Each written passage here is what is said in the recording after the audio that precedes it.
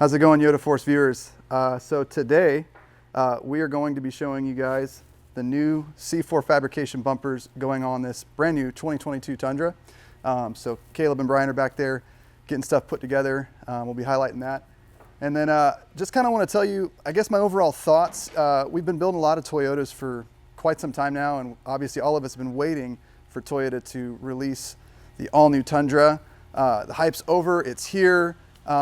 Which there's so many things that Toyota finally updated with the Tundra that we are super, super excited about. So yeah, let's get into it.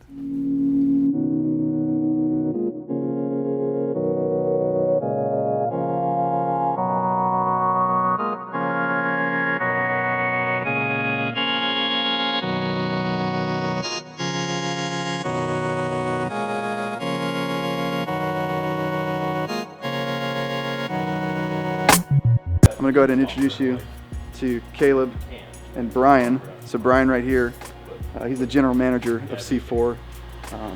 Super incredible dude, brilliant, known him for many, many years. So he's now their general manager over at C4 Fabrication. And Caleb over here, he's the owner of C4. I remember when I first met him, I was like this really annoying dude that was just starting Adventure Motors, and I think he had like one bumper out. I was like, hey dude, can I be a dealer? And he's like, I think? How does that work? Let's start it. And we've literally been their, top tier #1 bumper manufacturer, obviously, in the Toyota world. It's been fun to see them blow up over the last couple of years.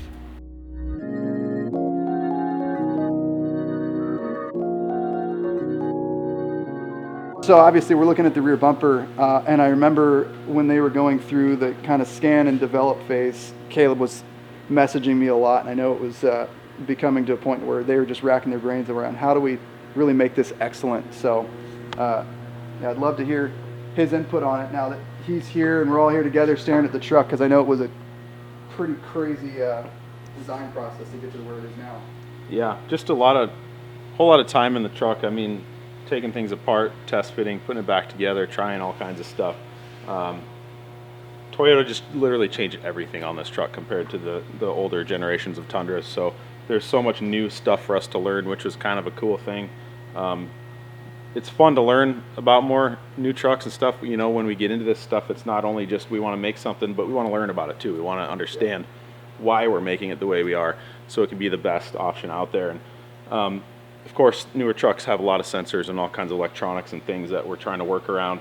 And really the big change on this one was there really is no bumper on this truck. Like, it's all plastic pieces that just clip onto the hitch. So literally all plastic down the sides, plastic in the center. There is no steel anywhere except the receiver hitch. So we wanted to make something that gives you that real, actual like steel bumper feel, but incorporates all of the sensors. And you pay for that kind of stuff when you get one of these trucks. You want to be able to use it. So that's what we've done, is lots of test driving, lots of sensor placement and moving things around to make sure it works the best and that it works as good as OE, while giving you guys a good solid steel bumper that gives you a lot of protection and stuff. So the cool thing about it is we created the steel around this blind spot monitor system and stuff here. The park sensors and all the wiring even are mounted right down here in the corner, which is like the most vulnerable part of a bumper. When you're off-roading, you're gonna smash into that and crunch all your sensors and your wires. And our bumper now protects all of that while allowing it to work and function as OE would. So, and you get to retain your receiver hitch and all your tow capacity and everything. So yeah, I mean, there was a lot of challenges to work with it, but I think we got a pretty good option figured out.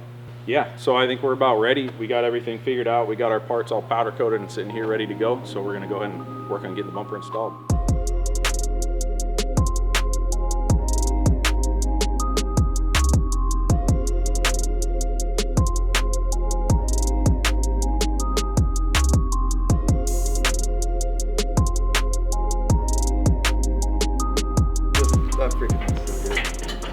I always love how you guys leave exposed welds on a lot of your bins.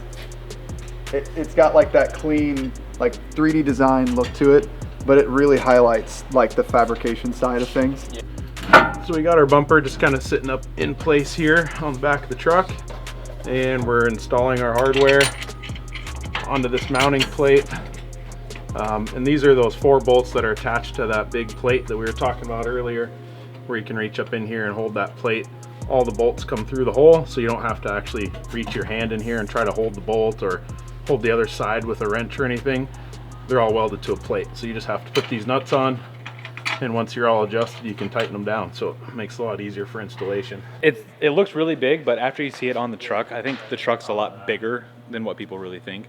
I remember when he first brought it here, I thought it was a Tacoma at first, but then after you really spend some time with it, it really shows how big it is. So I'm loving the way it's coming together, and it looks like a breeze to install. There's a little support bracket that we added to the corner of this Tundra bumper. So this one, we're gonna slide it up in there, and the very frontmost receiver hitch bolt, it goes right through here.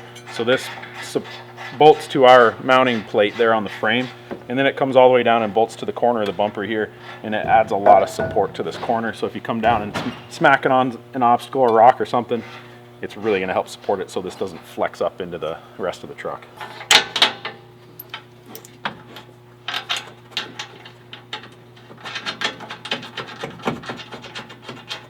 Like, yes! Because they're like, I can't. On the OEM bumper, there was nothing to step on. The way that it was formed inside of there was nothing where you could actually step onto your bumper. So, and no recovery points. Yeah, that's the big one, but it was disconnected right here. So if you try and step on this, it just, that plastic just pushes down. Yeah. There's like no support. All of us Toyota enthusiasts for years have been, we always know Toyota stretches their generations out as long as they can. And a lot of the times when they do something new, it's more of a facelift rather than kind of, let's say, a complete redesign. And this is truly a complete redesign. There's not very many similarities beyond the fact that it's just a full-size truck. I love the drivetrain change. I love that they went to the 10-speed transmission. And more importantly, the off-road aspect of it, that it finally has a rear locking differential. I love that they went away with the leaf springs in the rear and went coil sprung. That opens up a lot of avenues for some serious travel in the rear end.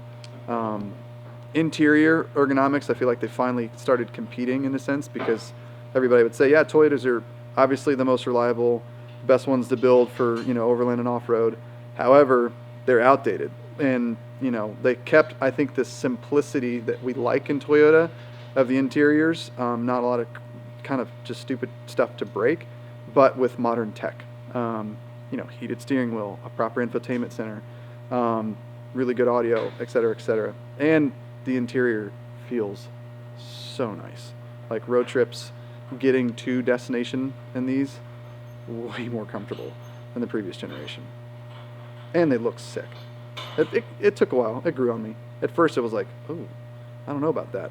Which happened with, probably when you saw the 3rd gen.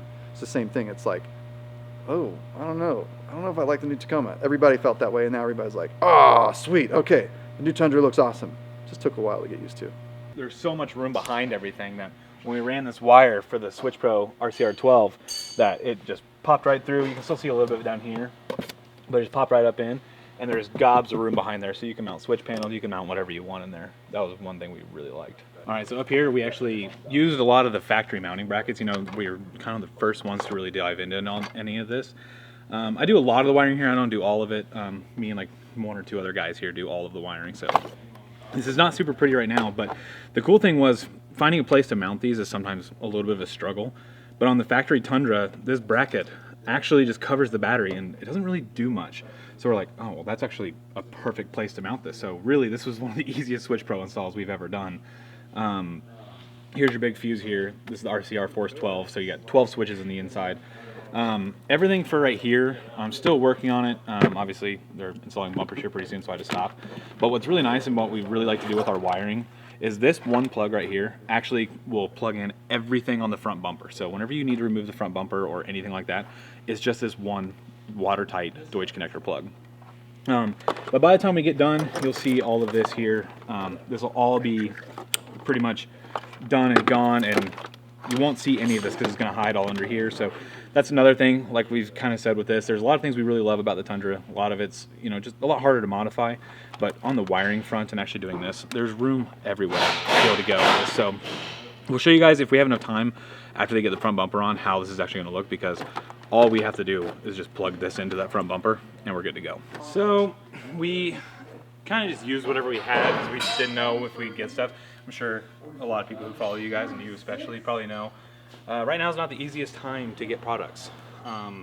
But luckily, our VR12 just showed up today, so we don't have to remove the front bumper again. We're gonna go ahead and just pop that in right before they get to it. So trying to rush through and make it all pretty before they are ready to throw that bumper on.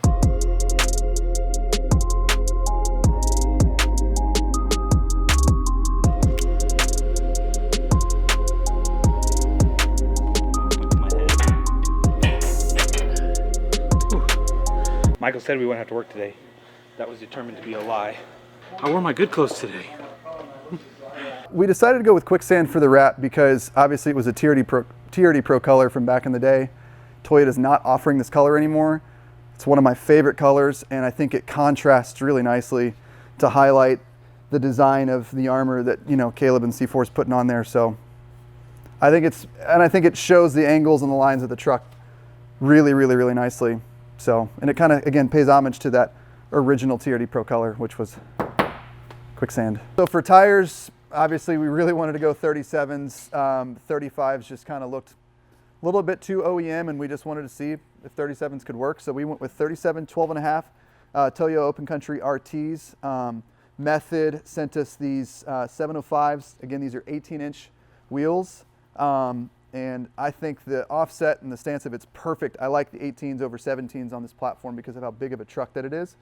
And with the 37s, we're gonna have to do some trimming on the back end, and hopefully later today, we'll do a little cutting on this little crash bar that's on the cab mount, and we can talk about that here in a little bit.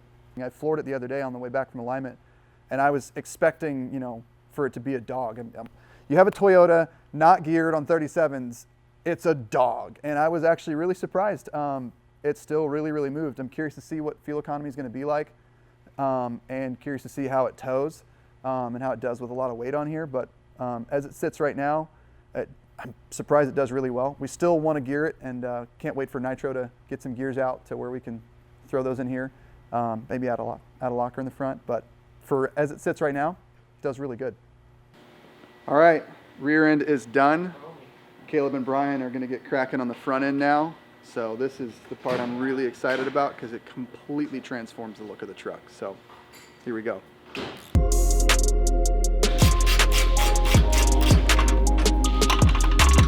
Caleb's going to be like, and here we had to work around this, and this didn't work, and this didn't work. Because Toyota thought this was a good idea. Oh yeah, it's possible. Some stressful times, but it'll all be worth it because things work now.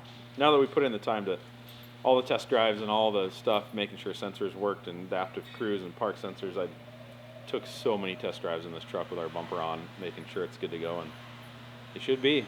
Well, that's the crucial thing, because the way that the sensors integrate into the car, if one isn't happy, it disables so many other systems and renders it. It says, you know, even like some of these, loss of power, go to dealer. It's like you can't mess with this stuff. Toyota designed this stuff, and you have to work around it, unfortunately. Yeah. But you know, if you just slap something on and go, cool, it's good because that's what you found. You're like, oh yeah, it was happy. I think we got a fix for this. 80 miles later, nope, don't have a fix for this. You have to go through those ignition cycles to where the ECM is actually taking all that data in and going, hey, I'm not happy here. So that was, I mean, would you say that was probably the majority of the work on that end, was making sure? Yeah, absolutely. All the time taking, plus all this is screws and clips and everything to get, it's not a regular bumper where you just pull it off and the sensors are in there. You literally have to pull the entire front end of the truck off, take all the grill apart, everything apart to get in there, move things around and try it, retry it. But yeah, I've had it apart 20 times and back together, go drive it, see how it works. And everything was working great the last a lot of miles put on it when the sensors, I use cruise control and so much is driving through town and all that, and it all works great. So I'm going to go ahead and put these little L brackets on here first. These hold our active air dams in place. So this is these air dams back here open and close depending on ambient air temperature and engine temp and all that kind of stuff. So we just got to make sure that those stay secure in place and they're not flopping around back there behind the grill. one of those things that you can't work around unless eventually I'm sure some companies will come out with like ECU tunes and custom programming to eliminate those air dams, but definitely don't have that available right now, so we have to keep it and work around all that stuff so it still functions like it should. Kind of push them to the inside, and then when the bumper slides up over them, we put this hardware on the outside, it'll pull it over to the width of the bumper, and then you can adjust the bumper where you want it, left to right, and these will move with the whole assembly as you do that. Nice. And then you can reach in and tighten a couple of these a little bit more, and a couple on the side, and it'll hold it all in place. And then you can get in there and crank it all down. Most of our bumpers just slide on the front of the truck. You can't do that with this because you have active air dams and everything that have to go between here. That stuff hangs down this far. So you can't slide this truck or this bumper on with a winch in it. It has to come from the bottom and lift up for that stuff to fit down in here, which is why our frame plates are designed that way, so that it doesn't go on this way, it goes on from the bottom of the truck.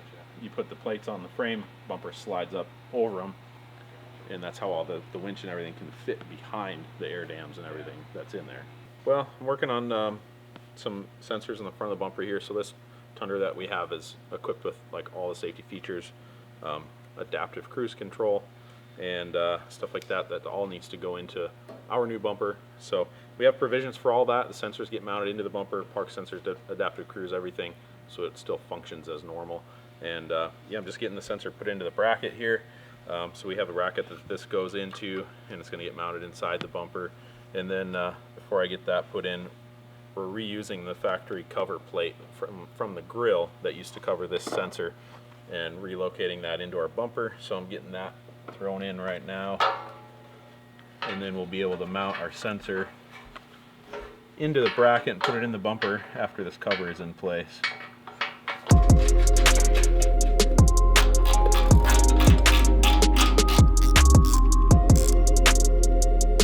So we got our adaptive cruise sensor all bolted into our mounting bracket here. We're going to throw this inside the bumper. I already got that plastic cover put in place. It's all good to go there. We're going to just put this inside our bumper here where we have mounting provisions for that. So that's going to allow your adaptive cruise control to continue to function on the Tundra. I'm getting these snugged up just enough so that like this bracket, we want to be able to adjust it a bit, but not loose. So when I show you how to adjust it, we want it to stay in place right where we put it, and then we can tighten down the bolts. So essentially what I do is I have this handy little Angle Pro app on my phone here,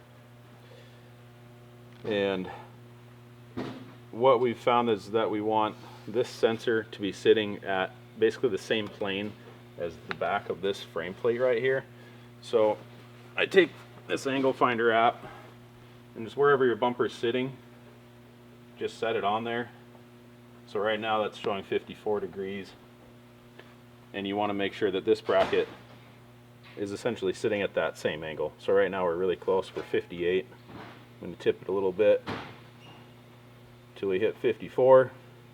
Right now I'm just touching the light bar, so we got to adjust our light bar a bit, but we're going to land right at 54 degrees there, and that's where you want that sensor adjusted, and you can tighten down those bolts. We also try to make sure that it's just nice and perpendicular with the inside face of the bumper, so it's not crooked or anything in there, but that seems to be the best way to set it up so that that sensor is looking straight forward out the front of the truck.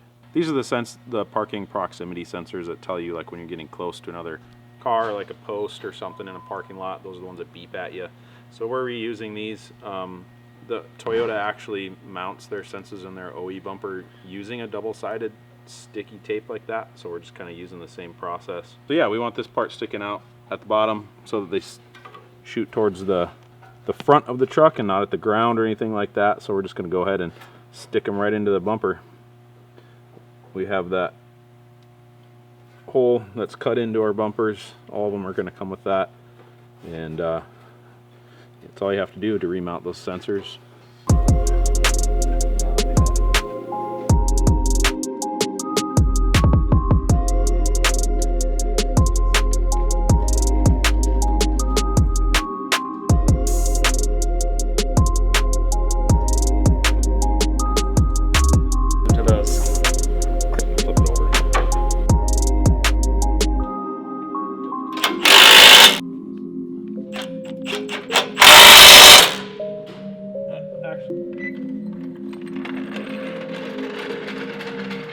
We're just making our way around, kind of tidying up some things on the front bumper here, finishing up the install.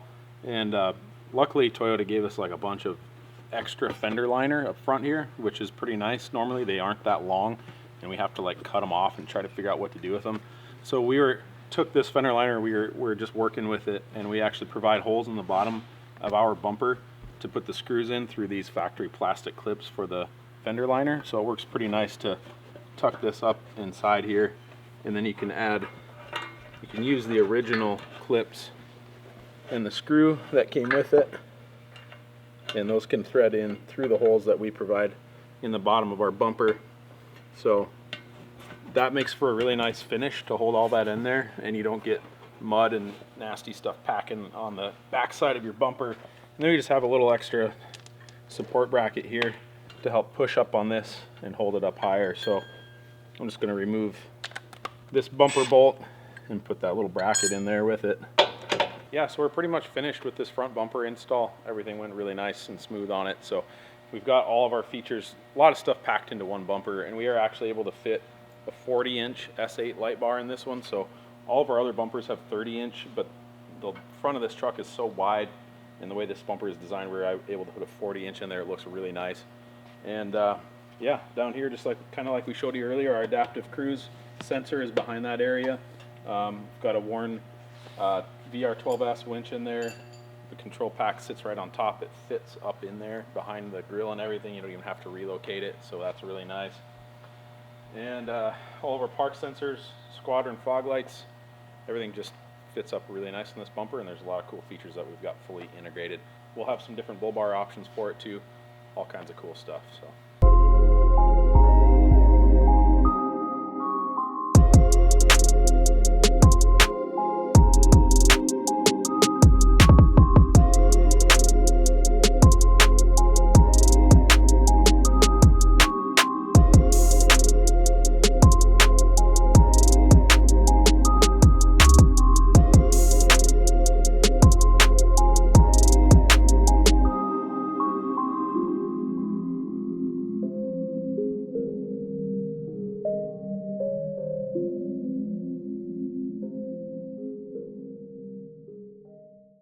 All right, Yoda Force. Well, the day is over. It was awesome. Brian and Caleb from C4 Fab killed it. Absolutely love how the truck turned out. Their armor fitment and just overall design and look is perfect. Moving forward, now it's time to get our hands back on it and start to really tweak the suspension and do a lot more electronics. Our overall vision for the truck is to really turn into what we would consider as like a proper overland rig that can still be used as a daily driver. So there's a lot of components that go into that to make that happen. So click the link below, follow along us at Adventure Motors as we build it, and at C4 Fab as they continue to develop a bunch of sweet products for the truck. Again, click link below, but I guess now let's go for a drive.